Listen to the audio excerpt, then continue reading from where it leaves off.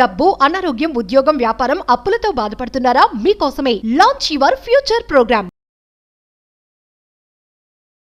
నమస్తే, welcome back to Suman TV. Present మనతో పాటు ఉన్నారు 25 ఇయర్స్ నుంచి అమెరికాలో ఉంటున్నటువంటి ఎంఎన్సీ ఎగ్జిక్యూటివ్ వీరభద్రరావు గారు.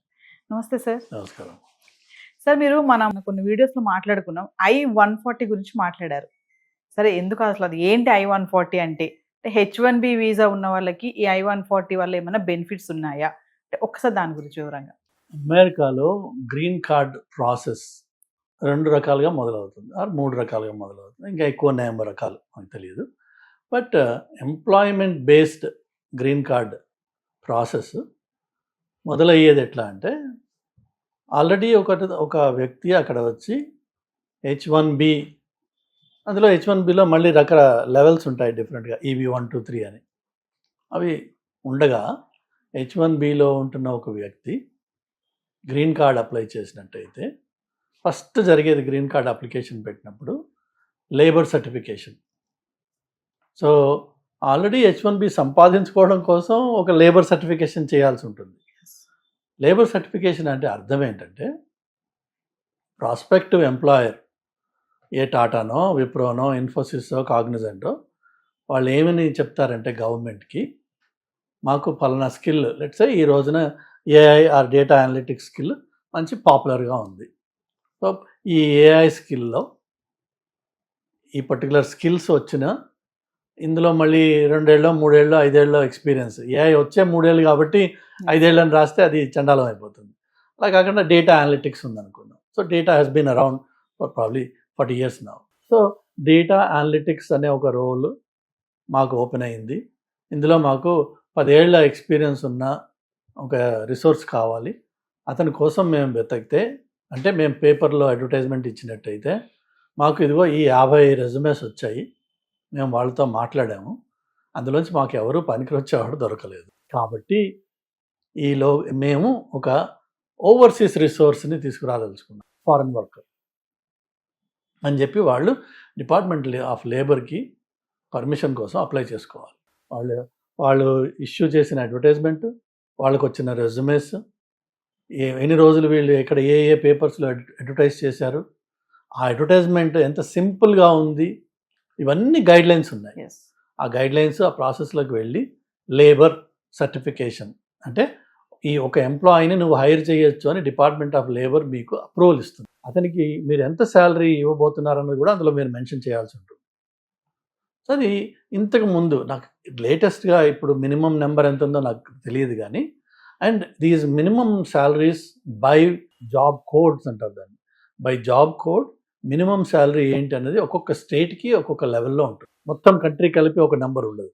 ఎందుకంటే కాస్ట్ ఆఫ్ లివింగ్ని అడ్జస్ట్ చేస్తూ, కోలా అంటారు అది, అడ్జస్ట్మెంట్స్ చేస్తూ, న్యూయార్క్లో మీరు ఒక రిసోర్స్ని హైర్ చేద్దామంటే ఇచ్చే డబ్బులు వర్సెస్ అట్లాంటా పక్కన కొలంబస్ అని జార్జియా అని ఒకటి ఉంది, చిన్న ఊరు, అక్కడిచ్చే డబ్బులు, రెండిటికి చాలా తేడా ఉంటుంది. ఆ లొకేషన్ని బట్టి లేబర్ అప్రూవల్ అవుతుంది. కాబట్టి మీరు finally you get your labour certificate. దానివల్ల జరిగేది ఏంటంటే, ఇప్పుడు ఈ పెద్ద కంపెనీలకి ఒక కొత్త వ్యక్తికి హైర్ చేసే హక్కు ఇచ్చారు, పర్మిషన్ ఇచ్చారు. జనరల్గా గ్రీన్ కార్డ్ ప్రాసెస్ మొదలైనప్పుడు ఈ లేబర్ సర్టిఫికేషన్ చాలా టైం తీసుకుంటుంది. అది లేబర్ సర్టిఫికేషన్ వచ్చేసిన తర్వాత గ్రీన్ కార్డ్ స్పాన్సర్షిప్ మొదలవుతుంది. ఈ మొదలైన తర్వాత నెక్స్ట్ వచ్చే స్టెప్ని I-140 అంటారు. అంటే ఏంటంటే, అక్కడ మీరు యాక్చువల్గా now you are giving the intent of initiating the green card process. ఎందుకంటే ఈ ఇనిషియల్గా labour certification is only hiring process, but I-140 is the one that initiates. మీకు ప్రయారిటీ డేట్ అనేది మొదలయ్యేది మీ I-140 డేట్. సో I-140 అనేది green card సంపాదించుకోవడానికి ఒక step. దాని తర్వాత మీ అప్లికేషన్ డేట్ కరెంట్ అయ్యింది అని చెప్పి ఒకటి అంటారు వాళ్ళు.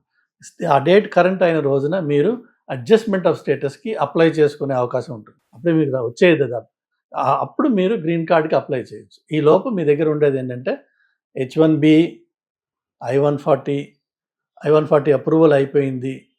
అప్రూవల్ అయిపోయిన తర్వాత 1 year వరకు మీరు అదే ఎంప్లాయర్ దగ్గర ఉన్నట్టయితే మీకు వచ్చే ఎలిజిబిలిటీ ఏంటంటే, సబ్సీక్వెంట్గా మీ I-140 అప్లికేషన్ డేట్ కరెంట్ అయ్యేంత వరకు నేను నా ఎగ్జాంపుల్ చెప్పినట్టయితే నా I-140 2006లో అప్లై చేశాను నేను, కానీ అది కరెంట్ అవ్వడానికి 2016 వరకు నడిచింది, ప్రాబబ్లీ 2018 వరకు అది కరెంట్ కాల. సో ఆ 12 ఏళ్ల పాటు ఒక H-1B రిసోర్స్ I-140 అప్రూవ్ అయిపోయింది కాబట్టి మీరు ఎవ్రీ 2 ఇయర్స్, అప్పట్లో ఎవ్రీ 2 ఇయర్స్ H-1B రెన్యువల్కి అప్లై చేసుకుంటూ ఉండాలి. ఆటోమేటిక్గా ఆ ఎక్స్టెన్షన్ వచ్చేస్తుంది. లేకపోతే I-140 అప్రూవ్ అయిన తర్వాత మనకి ఎంప్లాయ్మెంట్ ఆథరైజేషన్ డాక్యుమెంట్ EAD అంటారు, EAD అప్లై చేసుకునే ఒక అవకాశం ఉంటుంది. అది ఎప్పుడంటే మీరు మీ డేట్ కరెంట్ అయ్యి అడ్జస్ట్మెంట్ ఆఫ్ స్టేటస్ అప్లై చేశారు. అడ్జస్ట్మెంట్ ఆఫ్ స్టేటస్ అప్లై చేసేటప్పుడే ఒకటేమో EAD అని, ఇంకోటేమో అడ్వాన్స్ పెరోల్ అంటారు, అంటే I-130 దాని పేరు. ఇవి I-130 ఉన్నట్టయితే ఇండియాకి ట్రావెల్ వెళ్ళి పోయి రావడానికి ఈజీ అయిపోతుంది. I-140 ఉన్నట్టయితే EAD, I-140 కరెంట్ అయినప్పుడు అడ్జస్ట్మెంట్ ఆఫ్ స్టేటస్ అప్లై చేసుకున్నప్పుడు EAD ఎంప్లాయ్మెంట్ ఆథరైజేషన్ డాక్యుమెంట్ అది కూడా చేతిలో పడినట్టయితే H-1B రెన్యువల్స్ ఉండవు. ఇంకా EAD మీద మీరు పనిచేస్తారు. ఆ EADని కూడా మళ్ళీ ఎవ్రీ 2 ఇయర్స్ రెన్యువల్ చేసుకుంటూ ఉండాలి. దానికి ఏదో 1000-1500 చాలా పెరిగింది బాగా, మొదట్లో 300 ఉండేది, మెల్లిమెల్లిగా పెరుగుకుంటూ 1000 వచ్చింది. బట్ ఇవన్నీ ఏంటంటే గ్రీన్ కార్డ్ ప్రాసెస్లో స్టెప్స్ అన్నమాట. అయితే రీసెంట్గా జరిగి జనాల్లో కన్ఫ్యూజన్ ఉన్నది ఏంటంటే, ప్రెసిడెంట్ ట్రంప్ ఏమన్నాడంటే మినిమం శాలరీ H-1Bకి $140,000 ఇవ్వాలి అని చెప్పాడు. అంటే ఇంతకుముందు 65,000 మినిమం శాలరీ ఉన్నది, దాన్ని పైకి లేపి 140,000 ఇవ్వాలి అన్నాడు. ఇవ్వాలి అనగానే ఇండియన్స్కి ఏదో శుభవార్త అని చెప్పి చాలామంది ఆన్లైన్లో వీడియోలు పెట్టారు. అది చాలా తప్పు మాట. ఎందుకంటే ఏదో గవర్నమెంట్ ఉద్యోగాలు కాదు మన వాళ్ళు చేసేవి, ఏ ప్రైవేట్ కంపెనీలో హైర్ చేస్తున్నాయి. సో ప్రెసిడెంట్ ట్రంప్ 140,000 ఇమ్మనగానే వీళ్ళందరూ 140, ఆయనేమి 140,000 ఇవ్వట్లేదు ఎవరికి. ఇదేదో గవర్నమెంట్ పే స్కేల్స్ అడ్జస్ట్మెంట్ చేసినట్టు కాదు.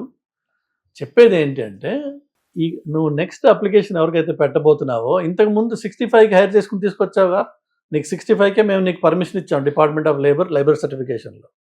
ఇక ముందు నువ్వు ఎవరైనా హైర్ చేస్తానంటే వాడికి నువ్వు 140,000 ఇవ్వాలి. అంటే దాదాపు 2.5 రెట్లు ఇచ్చి నువ్వు హైర్ చేయాలి.